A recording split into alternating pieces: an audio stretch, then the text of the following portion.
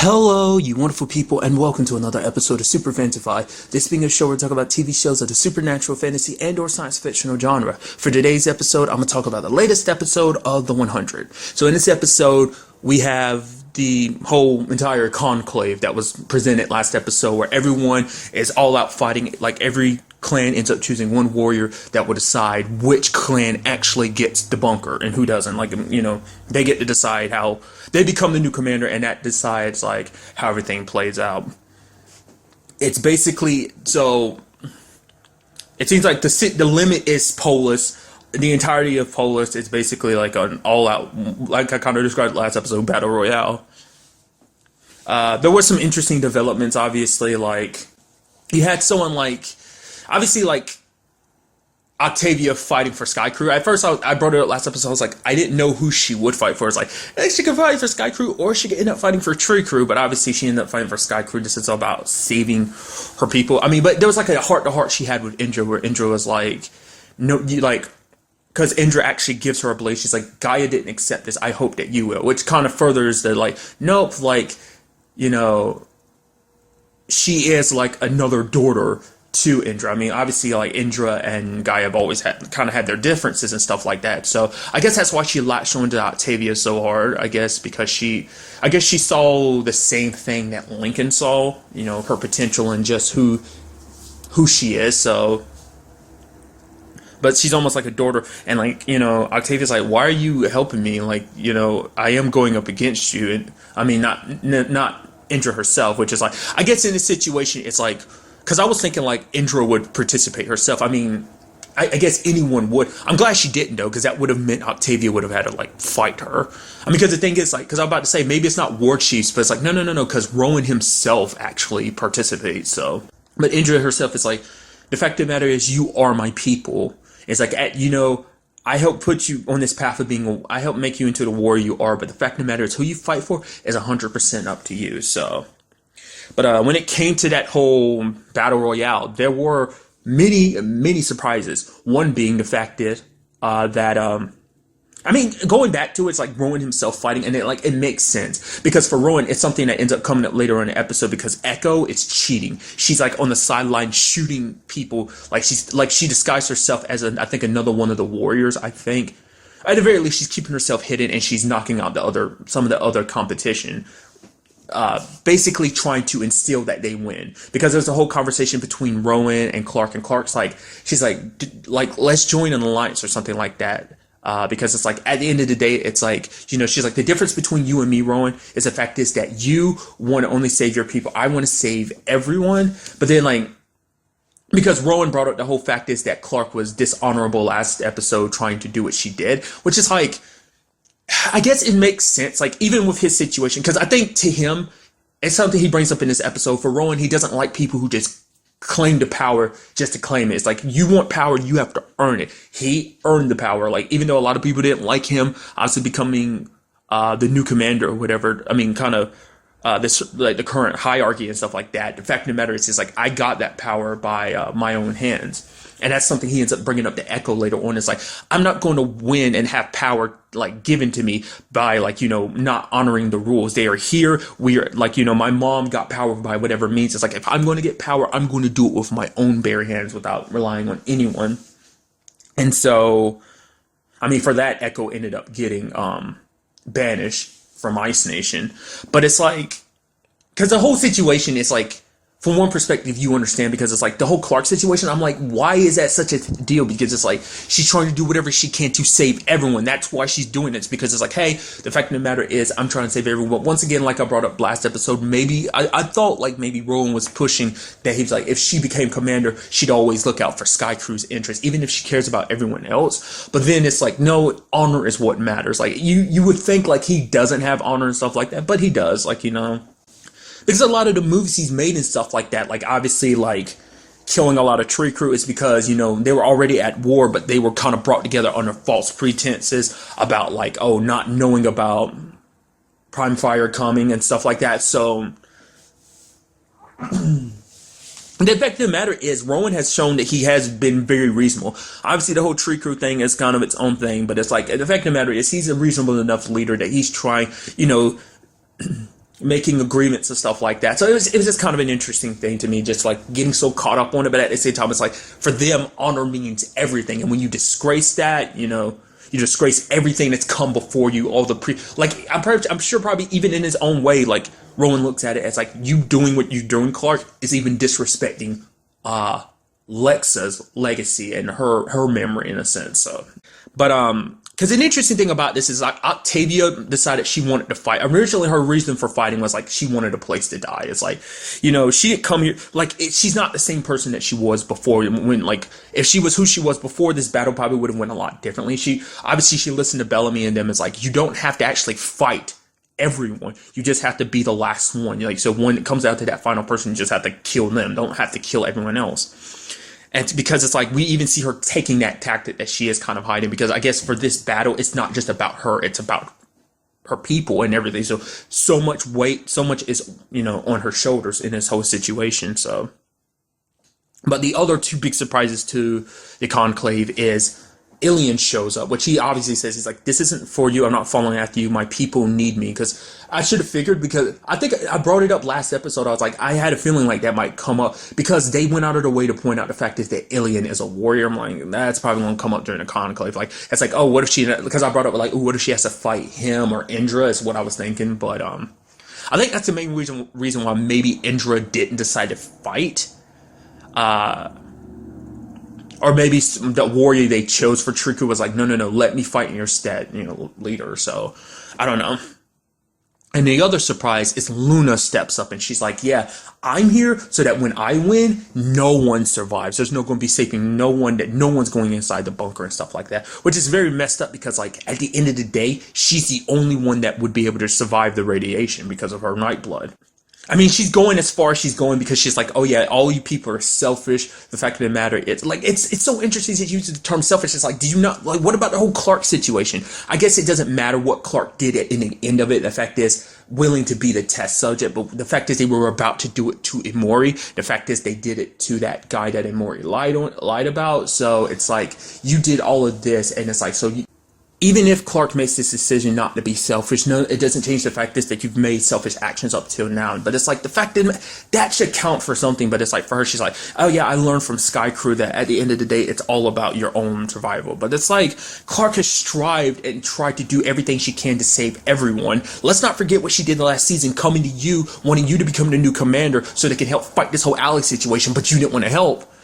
It's like, it's so, to me, it's so interesting, like how, like I brought it up before, it's like how she flip-flopped, like, cause when it was like, yeah, like at the end when it was like, when Abby smashed the thing before she could test, Clark, I guess that's another level of selfishness that she's talking about. She's like, don't worry, we'll all, like, in this sense, we'll all die. Like, she has, like, it's so interesting how her perspective has flipped like that. She was so pro-life before, but now it's like, nope, it's like, screw everyone, no one deserves to live and stuff like that, so... and also, the Luna is the most skilled fighter out of everyone because she's been trained for this to be the commander. She was put in conditions like this ever since she was younger. So this fight means nothing to her. She's taking everyone down, showing no mercy. And it's like, dude. But at one point, we do see that, I mean, hell, like, it's kind of sad about the Ilian situation. Like, I'm sorry I'm bouncing all over the place, but Ilian, like, dying and everything. Because he was like, you know, wanting to join forces with Octavia, but she's like, no, stay away from me. Next time we meet, I'm going to have to kill you. And they end up joining forces temporarily to fight the guys that jump her. But Ilian, like, she's about to give him the task because it's like, hey, these are yours. But he's like, no, you keep them. And she's like, what is your plan? Like, even if we win, like, even if it comes down to this, like, even if it just comes down to you and me, like, it comes down to you and me. And that means, like, one of us is going to die anyway. And he's like, the fact of the matter is, I'm not here. Like, he's like, I'm not here for you. I'm just here to do my duty, like, once again, as a warrior. But it's like, I think it's both. I think, more so than anything, I think it is for Octavia because he does care about her and he didn't want her to die because it's like, because she's like, I'm not the girl that you want me to be. Which is like, yeah, you are. Like, that who you were as a Sky Ripper has turned away. Like, obviously, like, when she has to defend herself last episode, so the Sky Ripper came out a little bit. But in this particular situation, it's like, no, we see that Octavia's kind of going back to who she was originally. Obviously, her and Bellamy are slightly getting back together. are good again, especially after that conversation he had with Rowan after like exposing Echo. She overheard like the fact is that Bellamy full-heartedly believed. Rowan's like, "Huh, you actually believe in her?" It's like, "Huh, I'll tell her how much her brother loved her before I kill her." And he's like, "No," and how lucky she is to have a brother like you. He's like, "No, you." It's not going to be like that. Octavia is going to win. You should consider yourself lucky when she actually kills you. And it's like, I think that kind of showed like because originally Kane had said to Bellamy, Bellamy's like, I didn't even tell her I love her. And it's like, she knows, Bellamy, she knows. But I think hearing that was enough to kind of instill the strength in her to be like, no, I can do this. Like, so much rested on it, and also hearing like how much Bellamy believed in her. It's not like he was just saying it just to say it. It's like, no, he believed wholeheartedly that she could do this. So her and Octavia and Rowan temporarily joined forces because it's like, hey, both of us, we're gonna have to work together to take down Luna. She's too tough to kind of take down by ourselves. It's like, but what happens after that? It's like, well, may the best warrior win. They go up against Luna. They're about to win, but just before they can, like, Rowan can land the final blow on Luna, the acid rain comes and she doesn't even stab him. She drowns him. It's like, dude, like you knew it was going to come down to that. I was hoping that there'd be another option presented in the episode, but it's like, nope, the conclave is all there is. She ends up killing him. At first I was like, how is she fighting an acid rain? Is it because of her night blood? But it's like, as we see later on, it seems like the way her face looked, it's kind of like, no, even the acid rain affected her, but it's just like, I guess she was a warrior and she was kind of fighting back against it. Like, I don't know if like Rowan had actually experienced the acid rain before yet, so, but never, maybe her night blood kind of helped it so it didn't, I don't know, like, it doesn't, to me, it has nothing to do with radiation, it's just like, it's like literally acid rain, so she ends up, killing Rowan, and she goes after Octavia, but Octavia deals the final blow. She's like, you're talking about the fact is that there are people who deserve to survive, who deserve to live. You're just not one of them. Because Luna went on this whole like tangent about how like the fact is when it came to in the past like she killed her brother, it's because like the darkness was in there. She this whole situation is her running away from it, running away from the fact is that this is who she really is. She's like, the fact of the matter is there's darkness inside of me, and the fact of kind of know, like it's almost like she was deflecting a lot of her issues, like her own problems, onto everyone else. It's like you were willing to fight to make sure everyone else survived, and I guess at the end of the day, it's just like all these events that transpired make her realize, like, the fact of the matter, it's not worth it. Like, it's like she's lost everything, and she's trying to help these people, but then she finds out they're like super selfish and stuff. So it's like, what's the point of helping you guys? Like, even if it means saving other people, like none of you deserve, I mean, even bringing up the fact is like, look what you're doing at your final days. You're too busy fighting amongst each other to really, I don't know. It's just, it's sad to see that's what happened to Luna, but I feel like things would have been different. Like, at the end of the day, it was her own philosophy not to take the mantle of commander, but it's like, I mean, who's to say that she would have been a very good commander? Who's to say that eventually being commander won't, like, who's to say she would have been Alexa, and who's to say she wouldn't have just ended up being an Antari or something like that, But I mean, I don't know. It's sad that her story went that direction, that she couldn't keep to her belief of like, everyone's worth saving. Because at the end of it all, you would kind of believe that, Luna was, she would be like, kind of like the better, like, amongst them, like, carrying on the belief that everyone's worth saving. I believe that, obviously Clark tries to reflect that, that Lexa in the past reflected as well, so.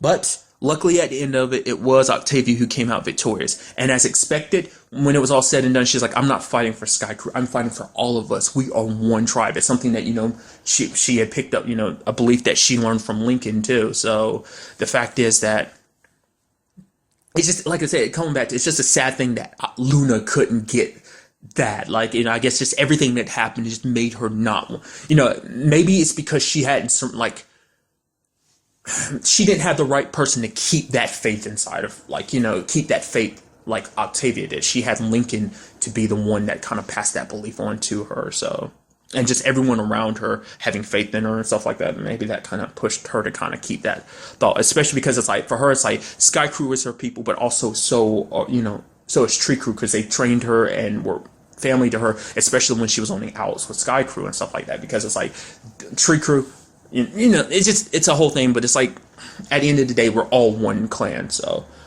But when it's all said and done at the end of the episode, we see that Sky Crew has taken the bunker and locked it in. It's like, wait, what? Sky Crew has betrayed us, because like at the end, like Bellamy ends up waking up because like as he was returning, because obviously if he got caught, he would have been executed as well as killed everyone in Sky Crew as punishment. But he was taken, and when he wakes up in a bunker, and Clark and Jahar in front of him. He's like, well, what's going on? The fact of the matter is, it's like, what? No, what are you doing? He's like, did you talk her into this? And Jaha's like, actually, this was her idea. And she's like, I'm doing what's best for people. It's like, what? This entire time you've been preaching the fact is that you want to save everyone, but now it's all about, you even went to Rowan about it. Is it what Rowan say influence your opinion? It's like, wait, what?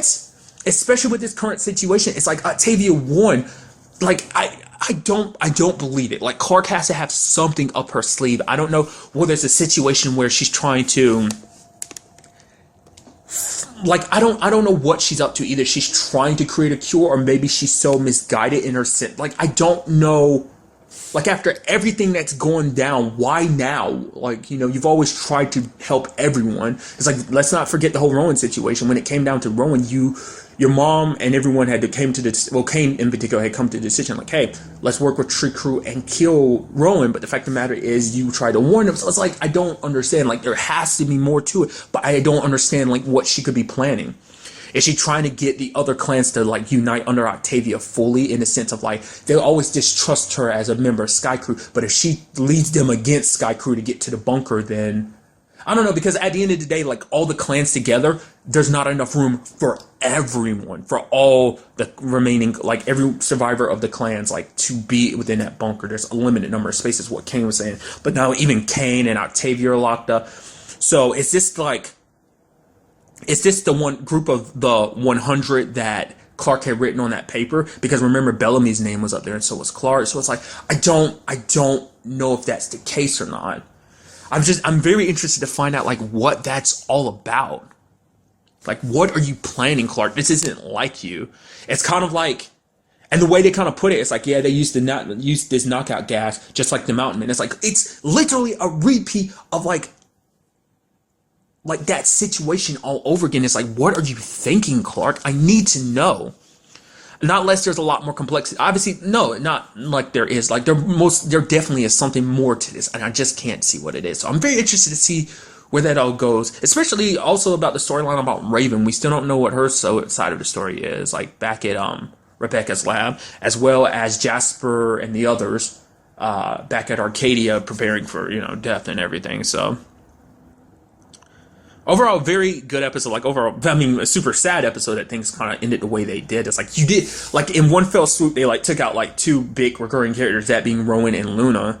And now it's just like, I mean, and even Ilian, like, part of you want, like, it's like, dude, like, she got close to someone else again and lost him again. It's like, she lost Lincoln, and now she lost Ilian, even though there was something building there, and it just, I guess to him, it's almost like, if I can help make sure that you stay that person I know you're capable of without having you revert 100% going back to being the Sky Ripper, then it's fine. Then there was something good I did with myself. Like I said, he said it was for his people, but I think more so than anything, it was for Octavia's sake. So we will just have to see what goes down in the next episode. But really, that's all I want to talk about. To the next time we meet, be happy, be safe, live life to the fullest, and enjoy it. Good day and goodbye.